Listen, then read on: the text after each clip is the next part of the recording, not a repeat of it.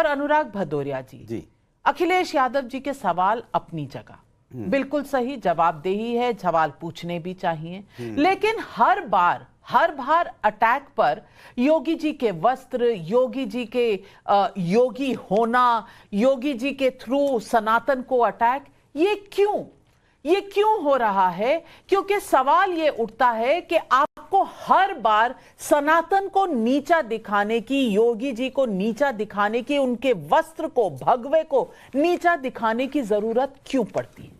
देखिए नाविका जी, एक बात माननी पड़ेगी, मनुष्य जो होता है वो सबसे बड़ा होता है। हमें पीड़ा है, अगर वहां पे श्रद्धालुओं की मौतें हुई हैं तो हमें पीड़ा होगी। भारतीय जनता पार्टी को नहीं हो तो नहीं हो, सनातनी है, हिंदू है, वो बेचारे, उनकी वहां पे मौत हो गई और आप कहेंगे पीड़ा ना हो? होगी पीड़ा, बिल्कुल होगी। हाथरस में लोगों को, जैसे हाथरस में भी जब घटना हुई थी, पीड़ा हुई थी, और होगी पीड़ा, क्यों नहीं होगी? अगर किसी की मौत होगी तो हमें पीड़ा होगी, क्योंकि ये मेरी जिम्मेदारी बनती है। मैं तो कहूंगा कि भारतीय जनता पार्टी के नेता बिल्कुल सही कह रहे थे, सनातन को बदनाम करने की साजिश है, बिल्कुल है, क्योंकि ये लोग जो ये बातें कह रहे हैं, इन्हीं के राज्य में, इन्हीं के प्रशासन में, इन्हीं के सरकार में हमारे श्रद्धालुओं की मौत हुई है। ये जिम्मेदारी लेने से बच रहे हैं, इनको जिम्मेदारी लेनी चाहिए, और उसमें चीख भी रहे हैं, चिल्ला भी रहे हैं, उसमें षड्यंत्र खड़यंत्र पता नहीं क्या क्या खोज रहे हैं। अरे हमारे अपने लोग चले गए, वो बेचारे आई कार्ड लेके घूम रहे हैं कि मेरे पिताजी गायब हो गए, किसी की मां नहीं मिल रही है, किसी के लोग अपने परिवारजनों को खोजने में लगे हैं, और आप यहां पे राजनीति कर रहे हैं बैठ के। राजनीति भारतीय जनता पार्टी कर रही है, और जिस तरह की राजनीति आपको देखने को मिल रही है, ये मनुष्य धर्म को नहीं अपना रहे, ये सनातन की बात नहीं करते। सनातन तो प्रेम की भाषा बोलता है, सनातन तो जोड़ने की बात करता है, सनातन तो पूरे विश्व को अपनाने की बात करता है। सनातन कब कहता है कि आप बुराई करो? सनातन कब कहता है कि आप नफरत की बात करो? ये हमेशा एक नफरत की बात करते हैं।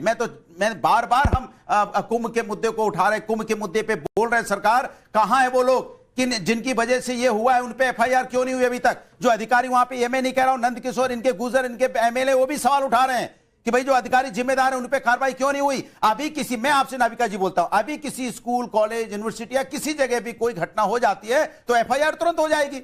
यहां पे घटना हुई कि किसकी कमजोरी की वजह से हुई, क्यों नहीं हुई अभी तक? जब आप ये नहीं पता लगा पा रहे हो कि किसकी वजह से घटना हुई है, तो आप क्या पता लगाओगे कि आप हमारे उत्तर प्रदेश में क्या हो रहा है? इसीलिए उत्तर प्रदेश में लगातार भगवान ना करे, घटित हो रही है, भगवान ना करे, पे डालते हो। भगवान ना करे, प्रभु ना करें कि कहीं पर भी किसी इस तरह की घटना हो। कम से कम मेरी प्रार्थना इतनी रहेगी। लेकिन सुधांशु जी, दर्द हो रहा है, ये मेरी समझ में आ रहा है, और मैं कह रही हूं कि सवाल पूछिए योगी सरकार से सवाल, ये आपका हक है, लेकिन बार बार भगवे पर, योगी पर, सनातन पर वार करना क्या जरूरी है? ये सवाल, इसका जवाब क्यों नहीं आता? सुधांशु जी, आज इसकी भी जवाबदेही होनी चाहिए। देखिए, अनुराग जी ने जो पीड़ा की बात कही, तो जरा मैं उस पीड़ा की मीमांसा कर देता हूं। जिस पार्टी ने अभी मात्र कुछ दिन पहले, इनके गठबंधन सहयोगी ने क्या कहा, खड़गे जी ने, कि गंगा में डुबकी लगाने से कोई नौकरी नहीं मिलती, भूख प्यास नहीं मिलती। उससे पहले इनके पार्टी के लोगों ने हिंदू धर्म ग्रंथों की प्रतियां जलाई। उसके बाद इनके साथ के जो बिहार में लोग थे, उन्होंने हिंदू धर्म के बारे में अपशब्द बात कही। रामायण रामचरितमानस के बारे में, ये बिल्कुल रिसेंट बता रहा हूं, ये पिछले 1.5 साल की। और 1 साल पहले ये सारा का सारा प्रोसेस कहां से शुरू हो रहा है, दर्शकों को समझने की आवश्यकता है। 1 साल पहले यहां पे कॉन्फ्रेंस होती है तमिलनाडु में, इरेडिकेशन ऑफ सनातन धर्म, यानी सनातन धर्म का समूल नाश। अब आइए और पीछे जाइए, 2021 में पूरी दुनिया में एक कॉन्फ्रेंस होती है, डिसमेंटलिंग ग्लोबल हिंदुत्व, यानी हिंदुत्व को कैसे नष्ट करना है। और अब मैं बताना चाहता हूं, 2021 में एक हेनरी लूसी फाउंडेशन है यूरोप की, जिसके मिस्टर क्रिस्टोफर शार्लेट हैं, जिन्होंने कहा कि हिंदू मेजॉरिटरिज्म को कंट्रोल करने के लिए क्या करना है, कास्ट सेंसस का प्रोजेक्ट लेना है। इसके लिए उनको कई लाख डॉलर की सहायता मिलती है, और ये वो वाटरशेड पीरियड है। 2020 से पहले आप राहुल गांधी का कोई बयान नहीं दिखाएंगे कि जातिगत जनगणना की बात करें। और उसके बाद ही जो लोग हिंदू धर्म का समूल नाश और हिंदू धर्म को डिसमेंटल करना, और वो अभद्र भाषा, वायरस और HIV जाने क्या क्या बोलते थे, वो जब पीड़ा की बात कहते हैं, तो दर्शकों को समझ में आता कि इनको पीड़ा हो रही है या प्रसन्नता हो रही है, या इनको मौका नजर आ रहा उसमें, ये संवेदना हो रही है या संतुष्टि हो रही है। साफ समझ में आता है पूरी पृष्ठभूमि देख के, क्योंकि डे 1 से आज तक इन्होंने कुंभ को लेकर और यहां तक राम मंदिर की प्राण प्रतिष्ठा हो, कोई हिंदू धर्म से जुड़ा विषय हो, तो इन्होंने सिर्फ हिकारत और सिर्फ नफरत और केवल लेट डाउन करने के अलावा कोई कार्य नहीं किया। और मैं ये भी बता देना चाहता हूं भदौरिया जी को, उस दिन मौनी अमावस्या के दिन 8 करोड़ लोग थे। ये ह्यूमन हिस्ट्री की डॉक्यूमेंटेड हिस्ट्री में from Abraham Isaac to Moses and Mesopotamia, जरा एक कोई जगह बता दीजिएगा जब 8 करोड़ लोग एक जगह पे हों। मगर इसके बावजूद इन लोगों ने जिस प्रकार की बातें कही हैं, पूरा देश भली बात ही समझता है। यदि आपने रत्ती भर भी संवेदना होती, एक बयान दिखा दीजिए जो धर्म संस्कृति के पॉजिटिव में हो, उसके बाद आप बताइए। मैंने 1 दर्जन बयान गिरा दिए जो आपने धर्म संस्कृति के अगेंस्ट में नहीं, नष्ट करने, ध्वस्त करने के संकल्प के लिए। सुन लीजिए, बड़ी तकलीफ हुई सुधांशु जी, जिन लोगों की श्रद्धालुओं की मौत हुई है, आपका दिल नहीं पसीजा, कचोटा नहीं अंदर से, एक शब्द नहीं बोल पाए।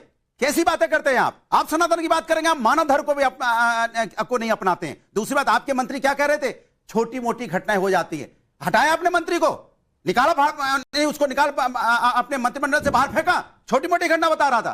कमाल की बात कर रहे हैं। और मैं बार बार सुधांशु जी आपसे कह रहा हूं, कुंभ के बारे में बात करने में आप किस मुंह से बात करते हैं? आप जो श्रद्धालुओं की मौत हुई, आप कह रहे हो 8 करोड़ लोग तो आपने गिन लिए, बट जिन लोगों की वहां पे मौतें हुई हैं, कितने लोगों की मौतें हुई, उसको आंकड़ा देने में आपको कितने घंटे लग जाते हैं, ये बताइए मुझे। मैं आपसे पूछना चाहता हूं, 8 करोड़ लोग तो आप गिन लेते हो, क्या सिस्टम है जिससे आप गिन लेते हो? लेकिन जो लोगों की मौत हुई, जो हमारे आपके बीच में चले गए श्रद्धालु, उनके बारे में बताने में आपकी जीभ कपने लगती है। उनके बारे में बताने के लिए आपको घंटों लग जाते हैं। कैसी बातें करते हैं आप? मानव धर्म को अपमानित करते हैं, धर्म के नाम पे सनातन को आप मानते नहीं है। सनातन मानते तो आप कम से कम श्रद्धालुओं की बात करते, आप श्रद्धालुओं के बारे में बोलना नहीं चाहते जिनकी मौत हुई है। जवाब सुन लीजिए सुधांशु जी। देखिए कितना विचित्र, दुर्भाग्यपूर्ण और दुर्दांत वक्तव्य यह व्यक्ति दे रहे हैं। भाई, जिस दिन घटना हुई उस दिन शाम तक मृतक और घायलों दोनों की सूची जारी कर दी गई।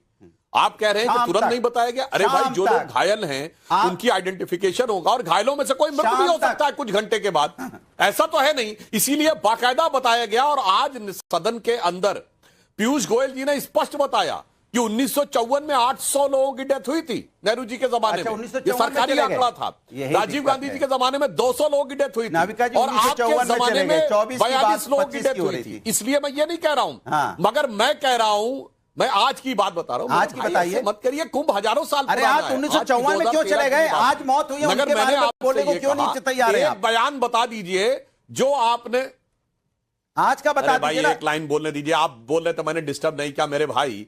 जिन्होंने कार सेवकों की मौत का जश्न मनाया, जिन्होंने कहा कि मैंने 16 मरवा दिए थे, इससे ज्यादा मैं क्या कर सकता था, वो आकर जब पीड़ा की बात करते हैं तो साफ समझ में आ जाता है कि रावण की तरह कोई राक्षस साधु का वेश बनाकर आकर भरमाने का प्रयास कर रहा है। अपने बारे में कह रहे हैं, अपने बारे में कह रहे हैं।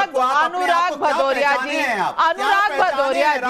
राहुल गांधी ने जवाब नहीं मांगा, लेकिन यहां तहसीन पूना वाला कांग्रेस को रिप्रेजेंट कर रहे हैं, तो बोलने का मौका तो दे दीजिए। मैं पूछना चाह रही हूँ, इतनी पीड़ा अखिलेश जी को हो रही है, इतनी पीड़ा समाजवादी पार्टी को हो रही है, क्या राहुल गांधी सवाल नहीं उठा सकते थे? उन्होंने नहीं उठाया। अब मैं